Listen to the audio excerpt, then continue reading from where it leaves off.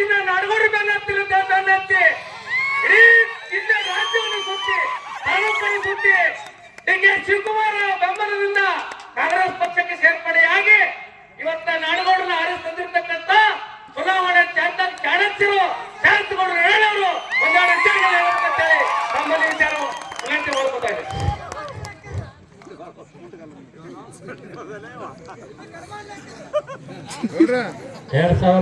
ನೀವು ಚೆನ್ನಾಗಿ ಮಾತಾಡ್ಬೇಕ್ರಿ.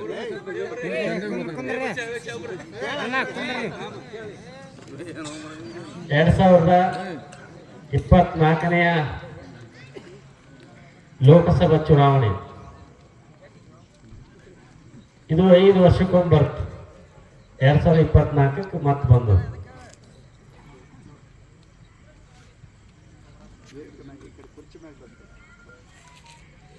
ಎಲ್ಲ ಹಿರಿಯರು ಹೇಳಕತ್ತಿದ್ದಾರೆ, ದಯವಿಟ್ಟು ತಾವೆಲ್ಲ ಅಲ್ಲಿ ಕೂತಿದ್ರಿ, ಎಲ್ಲರೂ ಸ್ವಲ್ಪ ಕುರ್ಚಿಗೆ ಬಂದು ಕುಂದ್ರಬೇಕು ಅಂತ ಹೇಳ್ತಾ ಇದ್ದಾರೆ. ದಯವಿಟ್ಟು ಬರ್ಬೇಕಂತ ನಾ ಕೇಳ್ಕೊತೇವೆ. ಈ ಲೋಕಸಭೆ ಚುನಾವಣೆ 5 ವರ್ಷಕ್ಕೊಮ್ಮೆ ಬರ್ತದೆ. ಎಲ್ಲ ಚುನಾವಣೆಗಳು 5 ವರ್ಷಕ್ಕೊಮ್ಮೆ ಬರ್ತದೆ. ಸುಮಾರು 10 ತಿಂಗಳ ಹಿಂದೆ ಕರ್ನಾಟಕದ ಲೋಕಸಭೆ ಚುನಾವಣೆ ಬಂದಿತ್ತು. ಇದು ವಿಧಾನಸಭೆ ಚುನಾವಣೆ ಬಂದಿತ್ತು. ಇದು ಲೋಕಸಭೆ ಚುನಾವಣೆ. ಈ ಲೋಕಸಭೆ ಚುನಾವಣೆ ನಮ್ಮ ಬಿಜಾಪುರ ಜಿಲ್ಲೆಯ ಮೀಸಲು ಕ್ಷೇತ್ರ ಇದೆ. ಇಲ್ಲಿ ಈ ಕ್ಷೇತ್ರ SC ಮೀಸಲು ಆಗಿರೋದ್ರಿಂದ SC ಕೆಟಗರಿಗೆ ಸೇರಿದವರಿಗೆ ನಿಲ್ಬೇಕು, ಬೇರೆದವರು ಯಾರು ನಿಲ್ಲಕ್ಕೆ ಬರಂಗಿಲ್ಲ. ಅದಕ್ಕೆ ಇಲ್ಲಿ ಕಾಂಗ್ರೆಸ್ ಪಕ್ಷದಿಂದ ರಾಜು ಆಲೂರು ಅವರು ನಿಂತಿದ್ದಾರೆ. ಹಿಂದೆ ಪ್ರಕಾಶ್ ರಾಠೋಡ್ ಅವರು ನಿಂತಿದ್ರು. ಈ ಸಾರಿ ರಾಜು ಆಲೂರು ಅವರು ಕೊಟ್ಟಿದ್ದಾರೆ. ಹಾಗೆ ಬಿಜೆಪಿಯಿಂದ 3 ಬಾರಿ ಸಂಸದರಾಗಿ ಸೇವೆಯನ್ನು ಸಲ್ಲಿಸಿದಂತ 2009, 2014, 2018, 2019 ಮತ್ತು ಇವಾಗ 3 ಬಾರಿ ಸೇವೆಯನ್ನು ಸಲ್ಲಿಸಿದಂತ ರಮೇಶ್ ಜಿಗಜಿಣಗಿ ಅವರಿಗೆ ಬಿಜೆಪಿಯಿಂದ ಟಿಕೆಟ್ ಕೊಟ್ಟಿದ್ದಾರೆ. ಈಗ ನೀವು ಎಲ್ಲರೂ ವಿಚಾರ ಮಾಡ್ಬೇಕಾಗಿದೆ, ಯಾರನ್ನ ಆಯ್ಕೆ ಮಾಡಬೇಕು. ಈಗಾಗಲೇ 3 ಬಾರಿ ರಮೇಶ್ ಜಿಗಜಿಣಗಿ ಅವರಿಗೆ ಹಾಕಿದ್ರಿ. ಇದು SC ಮಿಸ, ಇದು ಲಾಸ್ಟ್. ಇದು ಮುಂದೆ 2028, 2029 ಚೇಂಜ್ ಆಗ್ಬಿಡ್ತದೆ. ಮತ್ತೆ ಜನರಲ್ ಆಗ್ಬೋದು, ST ಆಗ್ಬೋದು, ಏನಾಗ್ತದೆ ಆಗ್ತದೆ, ಒಟ್ಟು ಚೇಂಜ್ ಆಗ್ತದೆ. ಈಗ ನೀವು ವಿಚಾರ ಮಾಡ್ಬೇಕಾಗಿದೆ, ಪಕ್ಷ ಒಂದ್ ಕಡೆ ಇಡೋಣ ಇರಲಿ, ಆದ್ರೆ ರಮೇಶ್ ಜಿಗಜಿಣಗಿ ಅವರನ್ನ ನೀವು 3 ಬಾರಿ ಆಯ್ಕೆ ಮಾಡಿ ಕಳಿಸಿದ್ರು. ಅವರು ಚುನಾವಣೆ ಬಂದಾಗ ಒಮ್ಮೆ ಹೇಳ್ತಾರೆ, ಏನು ಅಂತಂದ್ರ ಮೋದಿ ಮುಖ ನೋಡ್ರಿ ಓಟ್ ಹಾಕ್ರಿ, ಬೇರೆ ಏನು ಹೇಳಲ್ಲ. ಅವರು ಮೋದಿ ಮುಖ ನೋಡ್ರಿ ಓಟ್ ಹಾಕ್ರಿ. ನಾ ಅನ್ನಕತ್ತೀನಿ, ಈಗ ನಾವು ವಿಚಾರ ಮಾಡಕತ್ತೀವಿ, ಯಾಕೆ ರಮೇಶ್ ಜಿಗಜಿಣಗಿ ಮುಖಕ್ಕೆ ಏನಾಗ್ಯದ? ಎಲ್ಲ ನಾಯಕರು ಬರ್ತಾರೆ, ಬಿಜೆಪಿ ಅವರು ಬಂದ್ರಪ್ಪ ಅಂತಂದ್ರೆ ಬರೀ ಮೋದಿ ಮುಖ ನೋಡಿ ಓಟ್ ಹಾಕ್ರಿ ಅಂತ. ಇವ್ರು ಯಾಕೆ ಹಿಂಗೆ ಹೇಳ್ತಾ ಇದಾರಪ್ಪ ಅಂತಂದ್ರ, ಮುದ್ದೆ ಏನು ಕೆಲಸನ ಮಾಡಿಲ್ಲ. ಈ ಮುದ್ದೆನ ಹೆಸರು ಹೇಳಿದ್ರೆ ಜನ ಓಟ್ ಹಾಕಲ್ಲ. ಅದಕ್ಕೆ ಏನ್ ಮಾಡಿದ್ರಪ್ಪ ಅಂತಂದ್ರೆ ಮೋದಿ ಹೆಸರು ಹೇಳಿ ಓಟ್ ಹಾಕ್ತಾರ ಅಂತ ಹೇಳಿ ಅವ್ರು ಮೋದಿ ಮುಖ ನೋಡ್ರಿ ಓಟ್ ಹಾಕ್ರಿ ಅಂತ ಹೇಳಕತ್ಬಿಟ್ಟಿದ್ದಾರೆ. ನಾನು ಹೇಳ್ತಾ ಇರೋದು, ಇವರು 3 ಬಾರಿ ನಾವು MP ಮಾಡಿದ್ವಿ. 1 ಬಾರಿ ಆದ್ರೂ ಕೂಡ ಮುದ್ದೆ ಬೆಳೆದಲ್ಲಿ ಯಾವ್ದಾರ ಕಾರ್ಯಕ್ರಮಕ್ಕೆ ಬಂದಾರ ಅವ್ರು ಹೋಗಿ ಬಿಡು.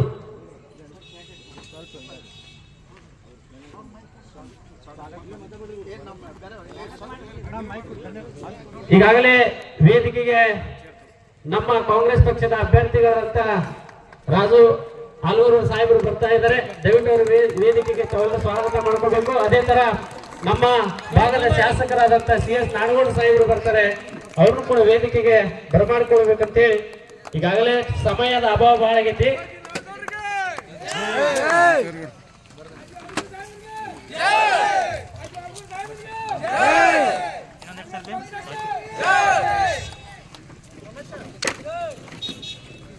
ಇವತ್ತು ನಾವೆಲ್ಲರೂ ಕೂಡ ವಿಚಾರ ಮಾಡಬೇಕಾಗಿದೆ, ಯಾರನ್ನ ಆಯ್ಕೆ ಮಾಡಬೇಕು. ಇವತ್ತು ರಮೇಶ್ ಜಿಗಜಿಣಗಿ ಸಾಹೇಬರು 1 ಬಾರಿ ಕೂಡ ಮುದ್ದೆ ಬಳಕೆ MP ಆದ ಮೇಲೆ ಯಾವ ಕಾರ್ಯಕ್ರಮ ಕೂಡ ಬಂದಿಲ್ಲ, ಯಾವ ಹಳ್ಳಿಯಲ್ಲಿ ಕೂಡ ಬಂದಿಲ್ಲ. ಯಾವ ಹಳ್ಳಿಗೆ ಬಂದಾರನ್ರಿ? ಎಲ್ಲರ ಬಂದಿದಾರ? ರಮೇಶ್ ಜಿಗಜಿಣಗಿ ಬಂದಿದಾರ? ಇಲ್ಲ. ಈ ಭಾಗಕ್ಕೆ ತಾಲೂಕಿಗೆ ಅಟ್ಲೀಸ್ಟ್ ತಾಲೂಕಿಗೆ ವರ್ಷಕ್ಕೊಮ್ಮೆ ಆದ್ರೂ ಬಂದು ಈ ಭಾಗದ ರೈತರ ಕರೆದು ಎಲ್ಲರನ್ನ ಕರೆದು ಏನಪ್ಪ ಇಲ್ಲಿ ಏನ್ ಸಮಸ್ಯೆ ಇದೆ ಅಂತ ಯಾವತ್ತರ ಕೇಳಿದಾರ? ಇಲ್ಲ.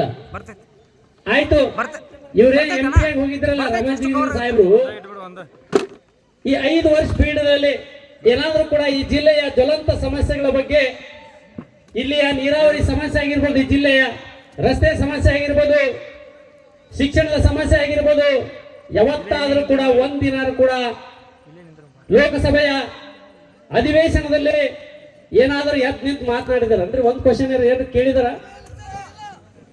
ಇವತ್ತು ಅವ್ರು ಕೇಳಿದ್ರೆ, ಒಂದೇ ಕ್ವಶನ್ ಕೇಳಿದ್ರೆ ಅವ್ರಿಗೆ ಓಟ್ ಹಾಕ್ಬಿಡೋದು. ಏನು ಕೇಳಿಲ್ಲ, ಯಾವುದು ವಿಷಯದ ಬಗ್ಗೆನೂ ಮಾತಾಡಿಲ್ಲ. ಇವತ್ತು ನಮ್ಮ ಬಿಜಾಪುರ ಜಿಲ್ಲೆಯ ಜ್ವಲಂತ ಸಮಸ್ಯೆ ಇದೆ. ಇವತ್ತಿಗಾಗಲೇ ನಮ್ಮ ನೀರಾವರಿ ಯೋಜನೆಗಳಾಗಿದೆ. ಮೊನ್ನೆ ಯಡಿಯೂರಪ್ಪನವ್ರು ಬಂದಿದ್ರು ಇಲ್ಲಿ ಇದಕ್ಕೆ ಮುದ್ದೇವಾಳಕ್ಕೆ ಏನ್ ಹೇಳಿದ್ರು? ಎಲ್ಲಾ ನೀರಾವರಿ ಯೋಜನೆಗಳನ್ನು ನಾವೇ ಮಾಡಿಬಿಟ್ಟಿದ್ದೇವೆ, ಎಲ್ಲಾ ಕೆರೆಗಳಿಗೆ ನೀರನ್ನು ನಾವೇ ತುಂಬಿಸಿದ್ದೇವೆ ಅಂತ ಹೇಳ್ಬಿಟ್ರು. ಯಾಕಂದ್ರೆ ಹಿಂದೆ ಸಿದ್ದರಾಮಯ್ಯ ಮುಖ್ಯಮಂತ್ರಿ ಇದ್ದಂತ ಸಂದರ್ಭದಲ್ಲಿ MB ಪಾಟೀಲ್ ನೀರಾವರಿ ಸಚಿವರಿದ್ದಾಗ ಇನ್ನ ಮುದ್ದೇಬಾಳದ ಎಲ್ಲಾ ಮೇನ್ ಕಾಲುವೆಗಳಾದವು. ಇವೆಲ್ಲ ಕಾಲುವೆಗಳು ಎದಕ್ಕಂದ್ರೆ ಕೆರೆ ತುಂಬಸಕ್ ನೀರಿಲ್ಲ.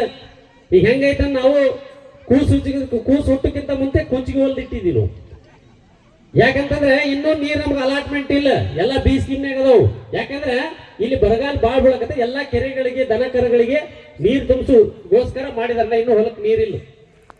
ಆದ್ರೆ ಇವತ್ತು ಇವ್ರು ಹೇಳ್ತಿದ್ರೆ ಎಲ್ಲಾ ನೀರಾವರಿ ಕಂಪ್ಲೀಟ್ ಆಗ್ಬಿಟ್ಟಿದೆ ಅಂತ. ಎಲ್ಲಾಗಿದೆ ಕಂಪ್ಲೀಟ್? ನಾ ಹೊಲಕ್ಕೆ ನೀರು ಬರ್ಬೇಕಲ್ಲ. ಅದಕ್ಕೆ ಅವೆಲ್ಲ ನೀರು ಬರ್ಬೇಕಪ್ಪ ಅಂತಂದ್ರೆ 519 ಮೀಟರ್ ಇದ್ದ ಡ್ಯಾಮ್ ಅನ್ನ 524ಕ್ಕೆ ಏರಿಸ್ಬೇಕಪ್ಪ ಅಂತಂದ್ರೆ 524 ಏರ್ಸದ್ ಬಾತಿಲ್ಲ. 15 ದಿನ ಕೆಲಸ, ಗೇಟ್ ಎಲ್ಲ ವೆಲ್ಡಿಂಗ್ ಮಾಡಿಬಿಟ್ರೆ ಟೈಟ್ ಮಾಡಿಬಿಟ್ರೆ ಜಲ್ದಿ ಮುಗಿದ್ಬಿಡುತ್ತೆ, 15 ದಿನದಾಗ ಮುಗಿದ್ದು. ಆದ್ರೆ ಆ ಗೇಟ್ ಅನ್ನ ಏರಿಸಿದ್ರೆ 519 ಇದ್ದದನ್ನ 524 ಏರಿಸಿದ್ರೆ ಹಿಂದೆ ಸಾವಿರಾರು ಎಕರೆ ಭೂಮಿ ಮುಳುತ್ತದೆ, 20ಕ್ಕಿಂತ ಹೆಚ್ಚು ಹಳ್ಳಿಗಳು ಮುಳುಗ್ತವೆ. ಅವಕ್ಕೆಲ್ಲ ದುಡ್ಡು ಕೊಡ್ಬೇಕಪ್ಪ ಅಂದ್ರೆ ಇವತ್ತಿನ ಒಂದ್ ಕೆಲಸ ಸುಮಾರು ಕಮ್ಮಿ ಅಂತಂದ್ರು 1 ಲಕ್ಷಕ್ಕಿಂತ ಹೆಚ್ಚು ಕೋಟಿ ರೂಪಾಯಿ ಹಣವನ್ನ ಇವತ್ತು ರೈತರಿಗೆ ಪರಿಹಾರವಾಗಿ ಕೊಡ್ಬೇಕಾಗ್ತದೆ. ಯಾರು ಭೂಮಿ ಕಳ್ಕೊಂಡಿರ್ತಾರೆ ಹಳ್ಳಿಗಳ ಶಿಫ್ಟಿಂಗ್ ಮಾಡಕ್ ಕೊಡ್ಬೇಕಾಗ್ತದೆ. ಇಷ್ಟೆಲ್ಲ ಹಣವನ್ನ ರಾಜ್ಯ ಸರ್ಕಾರಕ್ಕೆ ಕೊಡಕ್ಕಾಗಲ್ಲ, ಯಾಕ ಆ ಶಕ್ತಿ ಬರಲ್ಲ, ಅಷ್ಟು ದುಡ್ಡು ಕೊಡ್ಬೇಕಲ್ಲ. ಅದಕ್ಕೆ ಇವತ್ತು ಕೇಂದ್ರ ಸರ್ಕಾರ ಇವತ್ತು ಆಲಿಮಟ್ಟಿಯ ನೀರಾವರಿ ಯೋಜನೆಗಳನ್ನ ರಾಷ್ಟ್ರೀಯ ನೀರಾವರಿ ಯೋಜನೆ ಅಂತೇಳಿ ಘೋಷಣೆ ಮಾಡಿಕೊಂಡು ಅವ್ರ ಸ್ಕೀಮ್ ಅಲ್ಲಿ ಹಾಕೊಂಡು ಇವತ್ತು ಲಕ್ಷ ಕೋಟಿಯನ್ನು ಕೊಟ್ಟು ಅದನ್ನು ಅಭಿವೃದ್ಧಿಪಡಿಸಿದರೆ ಮಾತ್ರ ಇವತ್ತೆಲ್ಲಾ ರೈತರ ಹೊಲಗಳಿಗೆ ನೀರು ಬರ್ತದೆ, ಅಂತಾರೆ ನೀರು ಬರಲ್ಲ. ಈ ಭಾಗದ ನೀರಾವರಿ ಯೋಜನೆ ಬಗ್ಗೆ ಇದನ್ನ ನೀವು ರಾಷ್ಟ್ರೀಯ ನೀರಾವರಿ ಯೋಜನೆ ಅಂತ ಘೋಷಣೆ ಮಾಡ್ಕೋಬೇಕು ಅಂತ ಹೇಳಿ ರಮೇಶ್ ಜಿಗಜಿಣಗಿ ಅವರು ಒಂದಿನ ಆದ್ರೂ ಕೂಡ ಅಧಿವೇಶನದಲ್ಲಿ ಮಾತಾಡೋಣ ಲೋಕಸಭೆಗೆ ಹೇಳಿ. ಅಂದ್ರೆ ಇವ್ರಿಗೆ ರೈತರ ಬಗ್ಗೆ ಕಾಳಜಿ ಇದೆನಾ? ಇಲ್ಲ, ಯಾವುದು ಬಂದೇ ಇಲ್ಲ. ಅದಕ್ಕೆ ನಾ ಹೇಳ್ತೀನಿ, ಮತ್ತೆ ಏನ್ ಮಾಡೋರಿ? ಮತ್ತೆ ಮುಖ ನೋಡಿ ಅವ್ರಿಗೆ ಓಟ್ ಹಾಕ್ತೀರಿ? ನಾವು ಹೇಳ್ತಾ ಇದ್ದೇವೆ, ನೀವು ಯಾವ ಕೆಲಸವನ್ನು ಮಾಡಿಲ್ಲ. ನಮ್ಮೆಲ್ಲ ಮುದ್ದೇಬೇಳೆ ತಾಲೂಕಿನ ಈ ಭಾಗದ ಎಲ್ಲರೂ ಕೂಡ ಬೇಡಿಕೆ ಇದೆ. ಏನ್ ಹೇಳಿ? ನಮ್ದು ಆಲಿಮಟ್ಟಿಯಿಂದ ಯಾತಗಿರಿ ಇದೆಯಲ್ಲ, ಅಲ್ಲಿಗೆ ಒಂದು ರೈಲ್ವೆ ಹಳೆ ಆಗ್ಬೇಕು. ಮುದ್ದೇಬೇಳೆ ತಾಳಿಕೋಟಿ ಹಂಗ ಹೋಗ್ತದೆ, ರೈಲ್ವೆ ಹಳೆ ಆಗ್ಬೇಕು ಅಂತ ಬಹು ದಿನದ ಬೇಡಿಕೆ ಇತ್ತು. ಮೊದಲು ಬ್ರಿಟಿಷರ್ ಕಾಲದಿದ್ದಾಗ ಅಲ್ಲಿ ಕೆಲಸ ಮಾಡ್ಯಾರ, ನಾನು ನೋಡಿಲ್ಲ, ಹೇಳ್ತಾರೆ ಇತ್ತು ಮೊದಲು ಹಿಂದೆ. ಇವತ್ತು ಆ ಯೋಜನೆ ಬಗ್ಗೆ ಒಂದು ದಿನಾನು ಕೂಡ ಅವ್ರು ಎದ್ದು ನಿಂತು ಮಾತನಾಡಿಲ್ಲ. ಮಾತನಾಡಿದ್ರು ಹೇಳಿ. ಅಂದ್ರೆ ನಾಳೆ ಏನು ಬಿಜೆಪಿ ನಾಯಕರು ಬರ್ತಾರ ಅವ್ರು ಕೇಳಿ, ಯಾಕೆ ನಾವು ಇವತ್ತು ರಮೇಶ್ ಜಿಗಜಿಣಗಿ ಓಟ್ ಹಾಕ್ಬೇಕಪ್ಪ, ಏನ್ ಕೆಲಸ ಮಾಡಿದಾರೆ ಅಂತ ಹಾಕ್ಬೇಕು. ಏನೂ ಕೆಲಸ ಮಾಡಿಲ್ಲ ಅವ್ರು. ಅದಕ್ಕ ಅವ್ರು ಹೇಳಿದ್ರು ಒಂದೇ ಹೇಳ್ತಾರೆ, ಏನು ಅಂತಂದ್ರೆ ಧರ್ಮ ರಾಜಕಾರಣ, ಬರೇ ಹಿಂದುತ್ವ.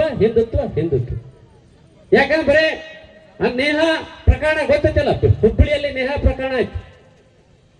ಒಬ್ಬ ಮುಸ್ಲಿಂ ಯುವಕ ಒಬ್ಬ ಹೆಣ್ಣು ಮಗಳನ್ನ, ಹಿರೇಮಠ ಅನ್ನುವಂತ ಹೆಣ್ಣು ಮಗಳನ್ನ ಸುಮಾರು 14 ಬಾರಿಯನ್ನ ಚಾಕು ಚುಕ್ಕಿ ಕೊಲೆ ಮಾಡಿದ. ಅದು ಕೊಲೆ ಮಾಡಂತ ವ್ಯಕ್ತಿಗೆ ಶಿಕ್ಷೆ ಆಗ್ಲೇಬೇಕು. ಯಾವುದೇ ಹಿಂದೂ ಧರ್ಮ ಆಗ್ಲಿ, ಮುಸ್ಲಿಂ ಧರ್ಮ ಆಗ್ಲಿ, ಬೌದ್ಧ ಧರ್ಮ ಆಗ್ಲಿ, ಕ್ರಿಶ್ಚಿಯನ್ ಯಾವ ಧರ್ಮದವರು ಕೂಡ ಕೊಲೆಯನ್ನ ಯಾರಾದರೂ ಅಪ್ರಿಶಿಯೇಟ್ ಮಾಡ್ಕೋತಾರ? ತಪ್ಪೇ ಕೊಲೆ ಆ ವ್ಯಕ್ತಿಗೆ ಕಠಿಣವಾದ ಶಿಕ್ಷೆ ಆಗಲೇಬೇಕು. ಆದ್ರೆ ಇವ್ರೇನ್ ಹೇಳ್ತಿದ್ರು ಗೊತ್ತಾ? ಇಲ್ಲ, ರಾಜ್ಯದಲ್ಲಿ ಕಾಂಗ್ರೆಸ್ ಪಕ್ಷ ಅಧಿಕಾರಕ್ಕೆ ಬರ್ತಪ್ಪ ಅಂತಂದ್ರೆ ಬರೀ ಹಿಂದೂಗಳ ಕೊಲೆ ಆಗ್ತದೆ ಅಂತ ಹೇಳ್ತಾರೆ. ಕೊಲೆ ಆಗ್ತದೆ ಅಂತ ಹೇಳ್ತಾರೆ.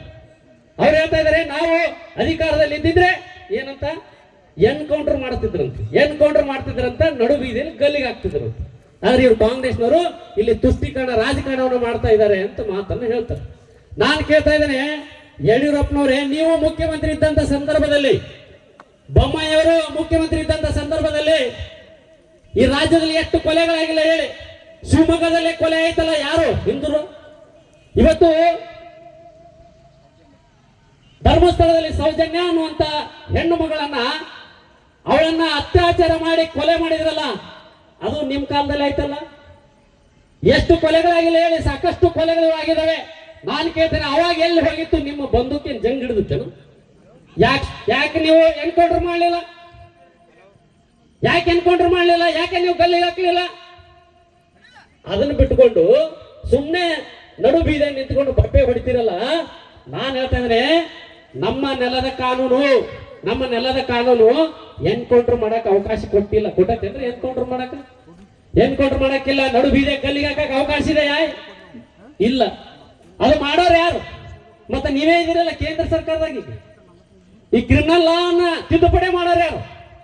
ನಿಮಗೆ ನಿಜವಾಗಿ ಕೂಡ ಇಂಥ ಘಟನೆಗಳು ನಡಿಬಾರ್ದು ಅನ್ನೋದಾದ್ರೆ ನೀವೇ ದೇಶ ಆಳೋರಿದ್ದೀರಿ.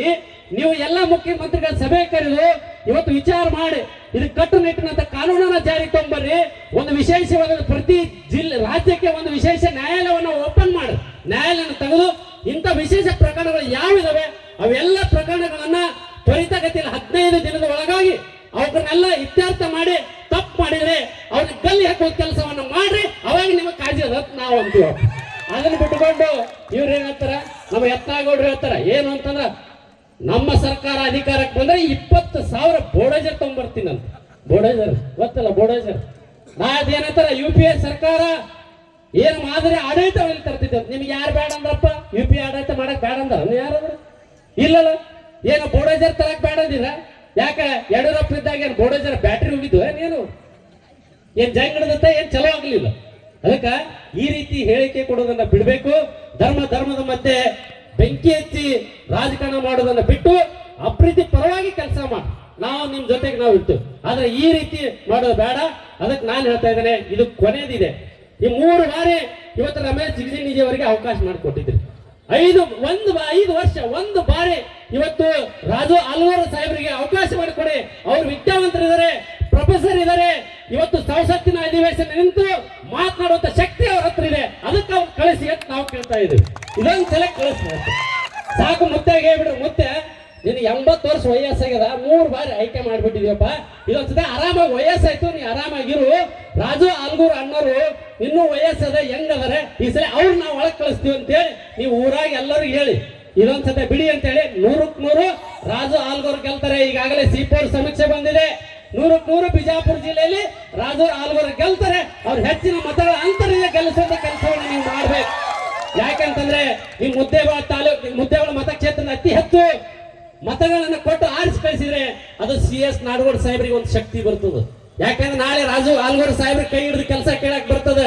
ಇವತ್ತು ಮುಖ್ಯಮಂತ್ರಿಯವರಿಗೆ ಕೇಳಕ್ ಬರ್ತದೆ, ನನ್ನ ವಿಧಾನಸಭಾ ಕ್ಷೇತ್ರದ ಅತಿ ಹೆಚ್ಚು ಮತಗಳನ್ನು ಕಾಂಗ್ರೆಸ್ ಪಕ್ಷಕ್ಕೆ ಆಶೀರ್ವಾದ ಮಾಡಿದರೆ ನಮಗೆ ಅತಿ ಹೆಚ್ಚಿನ ಅನುದಾನವನ್ನು ಕೊಡಬೇಕು ಅಂತೇಳಿ ರಾಜು ಆಲ್ಗೂರಿಗೆ ಮತ್ತು ನಾಳೆ ಮುಖ್ಯಮಂತ್ರಿಯವರಿಗೆ ಕೇಳಕ್ ಬರ್ತದೆ ಅನ್ನುವಂತ ಮಾತನ್ನು ಹೇಳ್ತಾ, ದಯವಿಟ್ಟು ಇವತ್ತು ರಾಜು ಆಲ್ಗೂರಿಗೆ ಆಶೀರ್ವಾದ ಮಾಡ್ಬೇಕಂತೇಳಿ ನನ್ನ ಮಾತನ್ನು ಮುಗಿಸ್ತಾ ಇದ್ದಾರೆ. ಜೈ ಹಿಂದ್, ಜೈ ಕನ್ನಡ.